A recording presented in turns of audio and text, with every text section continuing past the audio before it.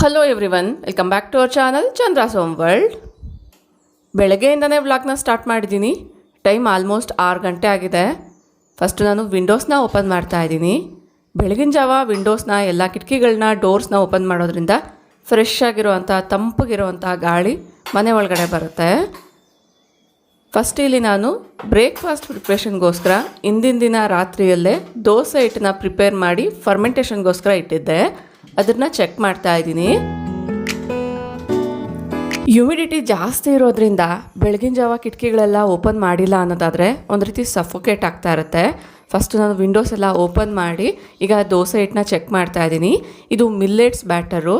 ಈಗಾಗಲೇ ನಾನು ಇದಕ್ಕೆ ಸಂಬಂಧಪಟ್ಟಿರುವಂಥ ಡೀಟೇಲ್ ವಿಡಿಯೋನ ಶೇರ್ ಮಾಡಿದ್ದೀನಿ. ಇನ್ನು ಒಂದು ಹಾಫ್ ಆನ್ ಅವರ್ ಹೊರಗಡೆ ಇಟ್ಟರೆ ಇನ್ನೂ ಪರ್ಫೆಕ್ಟಾಗಿ ಫರ್ಮೆಂಟ್ ಆಗುತ್ತೆ. ಅದಕ್ಕೋಸ್ಕರ ಒಂದ್ಸರಿ ಮಿಕ್ಸ್ ಮಾಡಿ ಲಿಡ್ನ ಕ್ಲೋಸ್ ಮಾಡಿ ಸೈಡ್ಗೆ ಇಡ್ತಾ ಇದ್ದೀನಿ. ಬ್ಯಾಟರ್ನ ಗ್ರೈಂಡರ್ಗೆ ಹಾಕಿದಾಗ ಲಾಸ್ಟಲ್ಲಿ ಅದನ್ನು ತೊಳೆದ್ಬಿಟ್ಟು ಆ ಒಂದು ನೀರನ್ನ ಕೂಡ ನಾನು ಒಂದು ಗ್ಲಾಸಲ್ಲಿ ಅಥವಾ ಒಂದು ಬೌಲಲ್ಲಿ ಇಟ್ಕೊಂಡಿರ್ತೀನಿ. ದೋಸೆ ಎಲ್ಲ ಪ್ರಿಪೇರ್ ಮಾಡಬೇಕಾದ್ರೆ ಅದನ್ನು ಮಿಕ್ಸ್ ಮಾಡ್ಕೊಳ್ಬೋದು ಅನ್ನೋದ್ರಿಂದ. ಬೆಳಗಿನ ಜಾವ ವೆದರ್ ತುಂಬ ಪ್ಲೆಸೆಂಟಾಗಿದೆ. ಆ್ಯಕ್ಚುಲಿ ಇದು ಅಕ್ಷಯ ತೃತೀಯ ದಿನದ ವ್ಲಾಗ್ ಅಂತಲೇ ಹೇಳ್ಬೋದು. ಫಸ್ಟು ನಾನು ಒಂದು 5ರಿಂದ 10 ನಿಮಿಷ ಈ ರೀತಿ ಬಾಲ್ಕನಿಯಲ್ಲಿ ಟೈಮ್ನ ಸ್ಪೆಂಡ್ ಮಾಡ್ತಾ ಇದ್ದೀನಿ.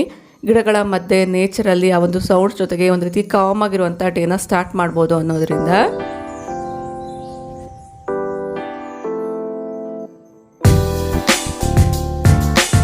ಕಿಚನ್ ಒಳಗಡೆ ಬಂದು ಗ್ರೀನ್ ಟೀನ ಪ್ರಿಪೇರ್ ಮಾಡ್ಕೊಳ್ಳೋದಕ್ಕೋಸ್ಕರ ಕೆಟಲಲ್ಲಿ ಬಿಸಿ ನೀರನ್ನ ಕಾಯಿಸೋಕ್ಕೆ ಇಡ್ತಾ ಇದ್ದೀನಿ.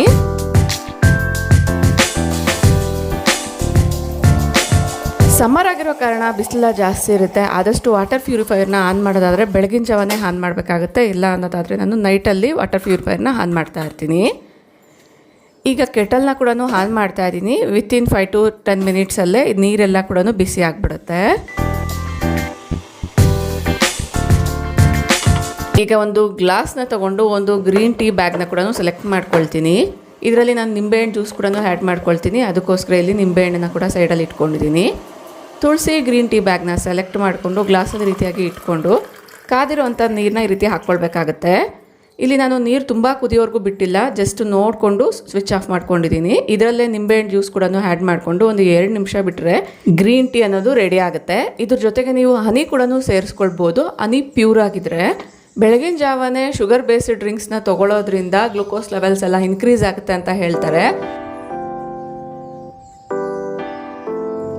ಟೀ ಬ್ಯಾಗ್ ಸ್ವಲ್ಪ ಉಗುರು ಬೆಚ್ಚಗಿದ್ದಂಗೆ ಈ ರೀತಿ ಡಾರ್ಕ್ ಸರ್ಕಲ್ಸ್ ಏನಾದರೂ ಇದ್ದರೆ ಅಲ್ಲಿ ಸ್ವಲ್ಪ ಜಸ್ಟಿಗೆ ನಾವು ಕಾವು ಕೊಟ್ಕೊಳ್ಳೋದ್ರಿಂದ ಕ್ರಮೇಣ ಡಾರ್ಕ್ ಸರ್ಕಲ್ಸ್ ಅನ್ನೋದು ಕಡಿಮೆ ಆಗುತ್ತೆ. ಈ ಒಂದು ಬ್ಯಾಗ್ನ ನಾವು ದಿನದಲ್ಲಿ ಒಂದು 2ರಿಂದ 3 ಬಾರಿ ಈ ರೀತಿ ಮಾಡ್ಕೊಳ್ಬೋದು. ಅಂದರೆ ಬಿಸಿ ನೀರಲ್ಲಿ ಹಾಕ್ಕೊಂಡು ಸ್ವಲ್ಪ ಹೊತ್ತು ಬಿಟ್ಟು ಬಿಸಿ ಆದಮೇಲೆ ಈ ಒಂದು ಟೀ ಬ್ಯಾಗ್ನ ಅಂಡರ್ ಐಸ್ ಹತ್ರ ಇಟ್ಕೊಳ್ಳೋದಾದರೆ ಡಾರ್ಕ್ ಸರ್ಕಲ್ಸ್ ಅನ್ನೋದು ಕಡಿಮೆ ಆಗುತ್ತೆ.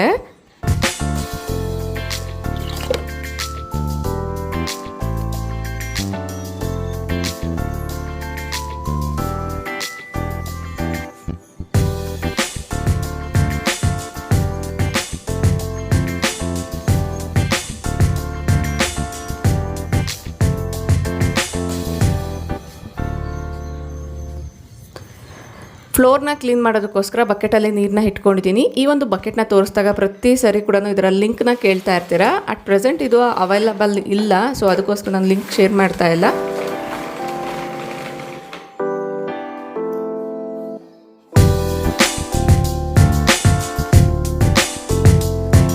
ಫ್ಲೋರ್ನ ಕ್ಲೀನ್ ಮಾಡಬೇಕಾದ್ರೆ ಆದಷ್ಟು ಗಮನದಲ್ಲಿ ಇಟ್ಕೊಳ್ಬೇಕಾಗಿರುವಂಥದ್ದು. ಸೊ ಫ್ಲೋರ್ ಬೇಗ ಹಾಳಾಗಬಾರ್ದು, ಗ್ರಾನೈಟ್ ಎಲ್ಲ ಸಿಪ್ಪೆ ಥರ ಎದ್ದೋಗಬಾರ್ದು ಅನ್ನೋದಾದರೆ ಆದಷ್ಟು ಕೆಮಿಕಲ್ ಬೇಸ್ಡ್ ಲಿಕ್ವಿಡ್ಸ್ ಎಲ್ಲ ಏನಿರುತ್ತೆ ಅದನ್ನು ಯೂಸ್ ಮಾಡಬಾರ್ದು.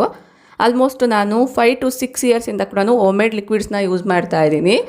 ನಿಮ್ಮಲ್ಲಿ ತುಂಬ ಜನ ಅಬ್ಸರ್ವ್ ಮಾಡೇ ಇರ್ತೀರಾ, ಫ್ಲೋರ್ ಇರ್ಬೋದು ಅಥವಾ ಗ್ರಾನೈಟ್ ಟೈಲ್ಸ್ ಏನಿರುತ್ತೆ ಅದರ ಮೇಲಿರುವಂಥ ಶೈನ್ ಇರ್ಬೋದು ಅಥವಾ ಸಿಪ್ಪೆ ಎಲ್ಲ ಎದ್ದೋಗ್ತಾ ಇರುತ್ತೆ. ಸೊ ಸ್ವಲ್ಪ ರಫ್ ಆಗ್ತಾ ಇರುತ್ತೆ. ಅದಕ್ಕೆ ಕಾರಣ ನೀವು ಯೂಸ್ ಮಾಡ್ತಾ ಇರುವಂಥ ಆಸಿಡ್ ಬೇಸ್ಡ್ ಲಿಕ್ವಿಡ್ಸ್ ಅಂತಲೇ ಹೇಳ್ಬೋದು. ಫೈನಲಿ ಮನೆ ಕ್ಲೀನಿಂಗ್ ಎಲ್ಲನೂ ಮುಗ್ದಿದೆ. ಆಲ್ಮೋಸ್ಟ್ 7 to 7:30 ಒಳಗಡೆ ಮನೆ ಎಲ್ಲನೂ ಕ್ಲೀನ್ ಆಗಿದೆ. ಸೊ ಬೆಳಗಿನ ಜಾವನ ಈ ರೀತಿ ಮನೆಯೆಲ್ಲ ನೀಟಾಗಿ ಕ್ಲೀನಾಗಿ ಇದ್ದರೆ ನೋಡೋಕ್ಕೆ ಪ್ಲೆಸೆಂಟಾಗಿರುತ್ತೆ.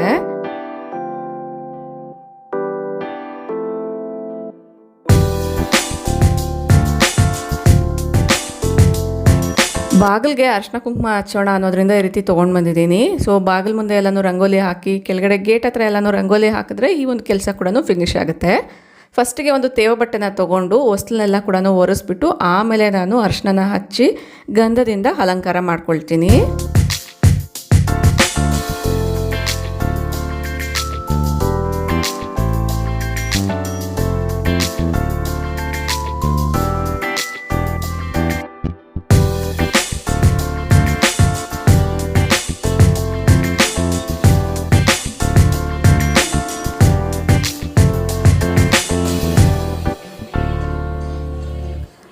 ನೆಕ್ಸ್ಟು ಸೈಮಲ್ಟೇನಿಯಸ್ ಆಗಿ 1 by 1 ಕಿಚನ್ ಕೆಲಸಗಳ ಕೂಡ ಆಗ್ತಾನೆ ಇರುತ್ತೆ. ಎಲ್ಲ ಕಡೆ ನಾನು ಕ್ಯಾಮ್ರಾನ ತೊಗೊಂಡು ಹೋಗೋದಾದರೆ ವಿಡಿಯೋ ಕೂಡ ಲೆಂತಿ ಆಗುತ್ತೆ. ಅಷ್ಟೇ ಅಲ್ಲ ಟೈಮ್ ಕೂಡ ತುಂಬ ಜಾಸ್ತಿನೇ ಬೇಕಾಗುತ್ತೆ. ಫಸ್ಟಿಲ್ಲೇ ನಾನು ಮೊಸರಿಗೆ ಹೆಪ್ಪಾಕೋದಕ್ಕೋಸ್ಕರ ಒಂದು ಸೆರಾಮಿಕ್ ಪಾತ್ರೆನ ತೊಗೊಂಡು ಅದರಲ್ಲಿ ಹಾಲನ್ನ ಹಾಕ್ಕೊಳ್ತಾ ಇದ್ದೀನಿ. ನೆಕ್ಸ್ಟ್ ಇನ್ನು ಪೂಜಾ ರೂಮ್ನ ಕ್ಲೀನ್ ಮಾಡ್ಕೊಳ್ಳೋಣ ಅನ್ನೋದ್ರಿಂದ ಒಂದು ಬಾಸ್ಕೆಟ್ನ ತೊಗೊಂಡು ವಾಶ್ ಮಾಡಬೇಕಾಗಿರುವಂತಹ ದೀಪಗಳನ್ನೆಲ್ಲ ಕೂಡ ಅದರಲ್ಲಿ ಸ್ಟೋರ್ ಮಾಡ್ಕೊಳ್ತಾ ಇದ್ದೀನಿ. ಈ ರೀತಿ ಒಂದು ಬಾಸ್ಕೆಟಲ್ಲಿ ಕಲೆಕ್ಟ್ ಮಾಡ್ಕೊಳ್ಳೋದಾದರೆ ಅಟ್ ಎ ಟೈಮ್ ಎಲ್ಲ ಕೂಡ ಒಂದೇ ಸರಿ ತೊಗೊಂಡು ಹೋಗ್ಬೋದು ಅನ್ನೋದ್ರಿಂದ ಬತ್ತಿ ಇರ್ಬೋದು ಮತ್ತು ಹಿಂದಿನ ಇಟ್ಟಿರುವಂಥ ಹೂಗಳೆಲ್ಲನೂ ಕೂಡ ಒಂದು ಬೌಲಲ್ಲಿ ಕಲೆಕ್ಟ್ ಮಾಡಿಕೊಂಡು ಅದೆಲ್ಲ ಕೂಡ ಗಿಡಗಳ ಬುಡದಲ್ಲಿ ಹಾಕ್ಕೊಳ್ತೀನಿ.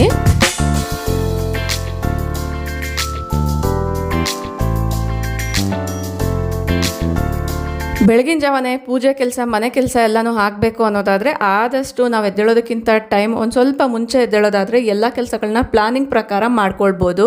ಕೆಲವೊಮ್ಮೆ ಎದ್ದಿದ ಕೂಡಲೇ ಬಾಡಿ ಆ್ಯಕ್ಟಿವ್ ಆಗಿ ವರ್ಕ್ ಆಗಲ್ಲ. ಆಗ ಫಸ್ಟಿಗೆ ನಾವು ಸ್ಲೋ ಆಗಿ ಡೇನ ಸ್ಟಾರ್ಟ್ ಮಾಡ್ಕೊಳ್ಬೇಕಾಗತ್ತೆ. ಫಸ್ಟಿಗೆ ನಾವು ಬಾಡಿನ ಪ್ರಿಪೇರ್ ಮಾಡಿಕೊಂಡು ಸ್ವಲ್ಪ ನಿಧಾನವಾಗಿ ಮಾಡುವಂಥ ಕೆಲಸಗಳನ್ನ ಸ್ಟಾರ್ಟ್ ಮಾಡ್ಕೊಳ್ಳೋದಾದರೆ ಆಟೋಮೆಟಿಕ್ಕಾಗಿ ಬಾಡಿ ಆ್ಯಕ್ಟಿವ್ ಆಗುತ್ತೆ. 1 by 1 ಕೆಲಸಗಳನ್ನ ಇಮಿಡಿಯೇಟಾಗಿ ಮಾಡ್ಕೊಳ್ಬೋದು.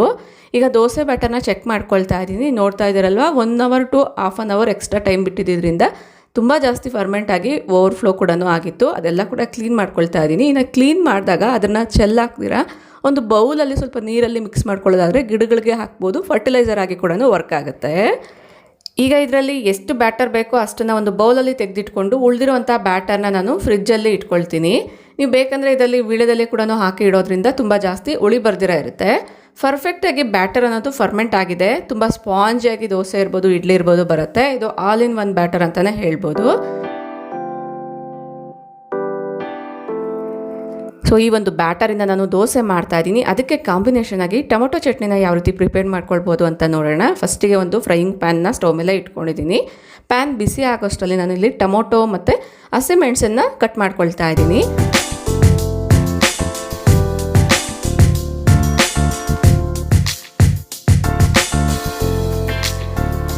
ಹಸಿ ಮೆಣಸಿನ್ಕಾಯಿನ ಆದಷ್ಟು ನೀವು ಒಂದ್ಸರಿ ಆದರೂ ಕಟ್ ಮಾಡ್ಕೊಳ್ಳಿ. ಅಂದರೆ ತುಂಬ ಸಣ್ಣ ಕಟ್ ಮಾಡಿಲ್ಲ ಅನ್ನೋದಾದ್ರೂ ರಫ್ ಆಗಾದರೂ ಕಟ್ ಮಾಡ್ಕೊಳ್ಳಿ. ಇಲ್ಲ ಕೈಯಲ್ಲಾದರೂ ಮುರಿದು ಹಾಕ್ಕೊಳ್ಬೇಕಾಗತ್ತೆ. ಇಲ್ಲ ಅನ್ನೋದಾದರೆ ಎಣ್ಣೆಯಲ್ಲಿ ಫ್ರೈ ಮಾಡಬೇಕಾದ್ರೆ ಸಿಡಿಯೋ ಚಾನ್ಸ್ ಇರುತ್ತೆ.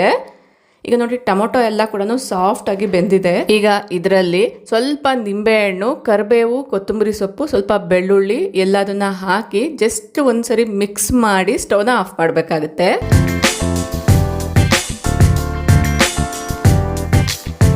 ಇದರಲ್ಲೇ ಸ್ವಲ್ಪ ಜೀರಿಗೆ ಕೂಡ ಹಾಕ್ಕೊಂಡಿದ್ದೀನಿ. ಈಗ ನೋಡಿ ಸ್ಟವ್ನ ಆಫ್ ಮಾಡಿ ಪೂರ್ತಿ ತಣ್ಣಗಾಗೋವರೆಗೂ ಸೈಡ್ಗೆ ಇಟ್ಕೊಳ್ತೀನಿ. ಇಲ್ಲ ನಾನಿಲ್ಲಿ ಸ್ಟವ್ ಮೇಲೆ ಈ ರೀತಿಯಾಗಿ ಇಟ್ಕೊಳ್ತೀನಿ. ಅಷ್ಟರಲ್ಲಿ ಉಳಿದಿರುವಂಥ ಪೂಜಾ ರೂಮ್ ಕೆಲಸಗಳನ್ನ ಮಾಡ್ಕೊಳ್ತೀನಿ. ಈಗ ಫಸ್ಟಿಗೆ ನಾನು ಪೂಜಾ ರೂಮ್ನ ಕ್ಲೀನ್ ಮಾಡ್ಕೊಳ್ತಾ ಇದ್ದೀನಿ.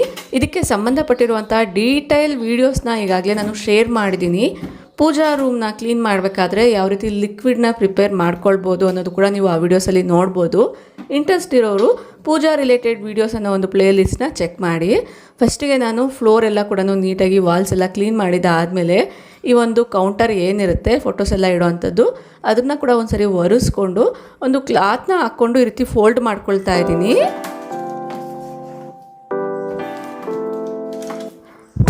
ಈ ಒಂದು ಕ್ಲಾತ್ ಮೇಲೇ ಫೋಟೋಸು ವಿಗ್ರಹಗಳೆಲ್ಲ ಇಟ್ಕೊಳ್ಬೋದು. ಇನ್ನು ಖಾಲಿ ಜಾಗ ಏನಿದೆ ಕೌಂಟರು ಅಲ್ಲಿ ನಾನು ಪ್ಲೇಟ್ಸ್ನ ಯೂಸ್ ಮಾಡಿ ದೀಪಗಳನ್ನ ಇಟ್ಕೊಳ್ಬೋದು.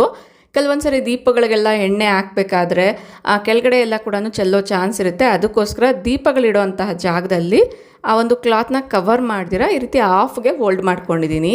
ಪೂಜಾ ರೂಮ್ ಫ್ಲೋರ್ನ ಕ್ಲೀನ್ ಮಾಡೋದಕ್ಕೋಸ್ಕರ ಒಂದು ಲಿಕ್ವಿಡ್ನ ಪ್ರಿಪೇರ್ ಮಾಡಿ ಇಟ್ಕೊಂಡಿರ್ತೀನಿ. ಆ ಒಂದು ಲಿಕ್ವಿಡ್ನ ಜಸ್ಟ್ 1-2 ಸತಿ ಪಂಪ್ ಮಾಡಿಕೊಂಡು ಫ್ಲೋರ್ನ ಈಸಿಯಾಗಿ ಕ್ಲೀನ್ ಮಾಡ್ಕೊಳ್ಬೋದು ಅನ್ನೋದ್ರಿಂದ. ಅಷ್ಟರಲ್ಲಿ ನಾವು ಆಗಲೇ ಟೊಮೊಟೊ ಚಟ್ನಿಗೆ ಏನು ಪ್ರಿಪ್ರೇಷನ್ಸ್ ಮಾಡಿದ್ವಿ ಅದೆಲ್ಲ ಪೂರ್ತಿ ತಣ್ಣಗಾಗಿದೆ. ಈಗ ಮಿಕ್ಸಿ ಜಾರ್ನ ತೊಗೊಂಡು ಒಂದು 2 ಸ್ಪೂನಷ್ಟು ಎಳ್ಳು, ಸ್ವಲ್ಪ ಹುರಿದಿಟ್ಕೊಂಡಿರುವಂಥ ಕಡಲೆ ಬೀಜ, ಉಪ್ಪನ್ನ ಹಾಕ್ಕೊಂಡು ಈ ರೀತಿ ಮಿಕ್ಸಿಗೆ ಹಾಕ್ಕೊಂಡಿದ್ದೀನಿ. ಇದರಲ್ಲೇ ನಾವು ಫ್ರೈ ಮಾಡಿ ಇಟ್ಕೊಂಡಿರುವಂಥ ಮಿಕ್ಸ್ಚರ್ನ ಹಾಕಿ ತರಿಯಾಗಿ ರುಬ್ಕೊಳ್ಬೇಕಾಗುತ್ತೆ. ಆದಷ್ಟು ತರಿಯಾಗಿ ರುಬ್ಕೊಳ್ಳೋದಾದರೆ ನಾವು ನಾರ್ಮಲ್ ಗ್ರೈಂಡರಲ್ಲಿ ರುಬ್ಬಿರೋ ಅಂಥ ಟೇಸ್ಟ್ ಬರುತ್ತೆ.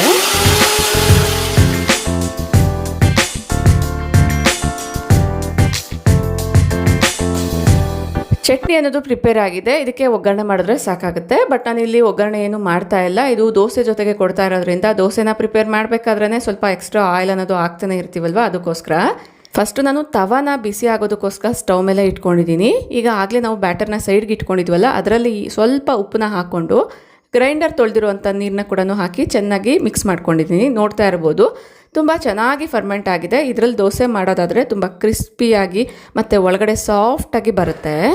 ಜಸ್ಟ್ ಪೂಜೆ ಮಾಡೋ ಅಂಥದ್ದಾದರೆ ಇಮ್ಮಿಡಿಯೇಟಾಗಿ ಪೂಜೆ ಎಲ್ಲನೂ ಮಾಡಿ ಆಮೇಲೆ ಬ್ರೇಕ್ಫಾಸ್ಟ್ ಸೆಕ್ಷನ್ಗೆ ಬರ್ಬೋದು. ಒಂದು ವೇಳೆ ಪೂಜಾ ರೂಮ್ನ ಡೀಪ್ ಕ್ಲೀನಿಂಗ್ ಎಲ್ಲ ಮಾಡಬೇಕು ಅಂದಾಗ ಈ ರೀತಿ ನಾನು ಕೆಲಸಗಳನ್ನ ಡಿವೈಡ್ ಮಾಡ್ಕೊಳ್ತೀನಿ.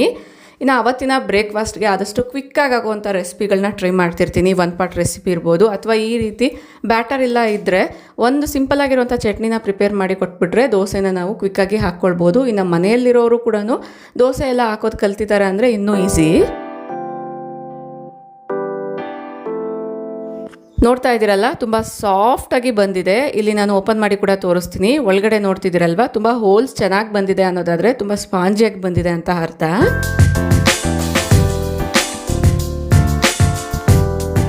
ಒಂದು ಕಡೆ ಸ್ಟವ್ ಮೇಲೆ ದೋಸೆ ಎಲ್ಲ ಹಾಕ್ತಾನೆ, ಇನ್ನೊಂದು ಕಡೆ ನಾನು ವಾಶ್ ಮಾಡಿ ಇಟ್ಕೊಂಡಿರುವಂತಹ ಎಲ್ಲ ಪೂಜಾ ವೆಸಲ್ಸ್ನ ಒಂದು ಬಟ್ಟೆಯಿಂದ ಒರೆಸಿ ಇಟ್ಕೊಳ್ತಾ ಇದ್ದೀನಿ.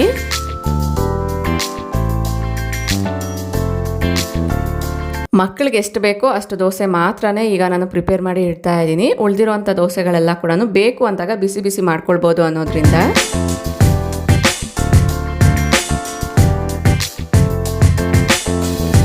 ಈಗ ಪೂಜಾ ವೆಸಲ್ಸ್ ಎಲ್ಲ ಕೂಡ ಕ್ಲೀನ್ ಮಾಡಿಕೊಂಡು ನೀಟಾಗಿ ಒರೆಸಿದೆಲ್ಲನೂ ಆಗಿದೆ. ಈ ಬಾಸ್ಕೆಟ್ನ ನಾನು ಪೂಜಾ ರೂಮಲ್ಲಿ ಇಟ್ಕೊಂಡು ಅದರ ಜಾಗದಲ್ಲಿ ಜೋಡಿಸ್ಕೊಂಡು ಈಗ ಪೂಜೆ ಅನ್ನೋದು ಸ್ಟಾರ್ಟ್ ಮಾಡ್ಕೊಳ್ಬೋದು. ಬಟ್ ನಾನು ಯಾವ ರೀತಿ ಪೂಜೆ ಮಾಡ್ತೀನಿ ಎಲ್ಲದನ್ನ ಕೂಡ ಇಲ್ಲಿ ಡೀಟೇಲಾಗಿ ಶೇರ್ ಮಾಡೋಕ್ಕೆ ಹೋಗಿಲ್ಲ.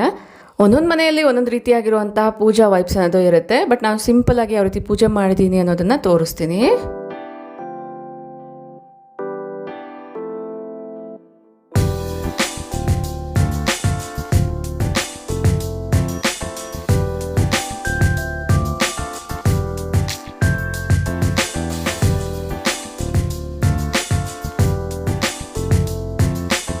ನೋಡಿದ್ರಲ್ಲ, ಈ ರೀತಿ ಮಾಡೋದಾದರೆ ಬೆಳಗಿನ ಜಾವನೇ ಪೂಜೆ, ಅಡುಗೆ, ಮನೆ ಕೆಲಸ ಎಲ್ಲ ಕೂಡ ಮುಗಿಸ್ಕೊಳ್ಬೋದು.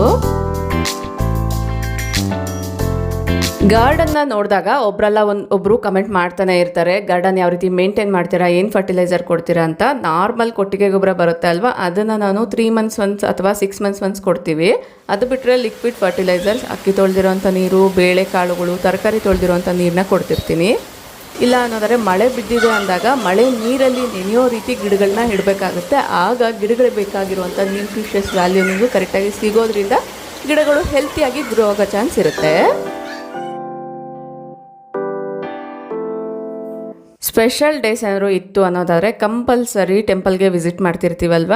ಈಗ ನಾವು ದುರ್ಗಾ ಪರಮೇಶ್ವರಿ ಟೆಂಪಲ್ಗೆ ಹೋಗೋಣ ಅನ್ನೋದ್ರಿಂದ ವಿದ್ಯಾರಣ್ಯಪುರಕ್ಕೆ ಹೊರಟಿದ್ದೀವಿ. ಆಲ್ಮೋಸ್ಟ್ ಎಲ್ಲರಿಗೂ ಗೊತ್ತೇ ಇರುತ್ತೆ ಈ ಒಂದು ಲೊಕೇಶನ್ನು ಮತ್ತು ಟೆಂಪಲ್ಲು.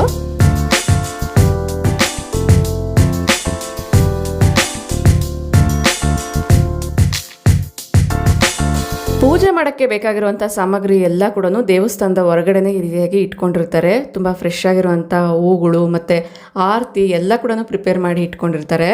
ನಾವು ಯಾವ್ದು ಬೇಕೋ ಅದನ್ನು ಸೆಲೆಕ್ಟಿವ್ ಆಗಿ ತೊಗೊಳ್ಬೋದು.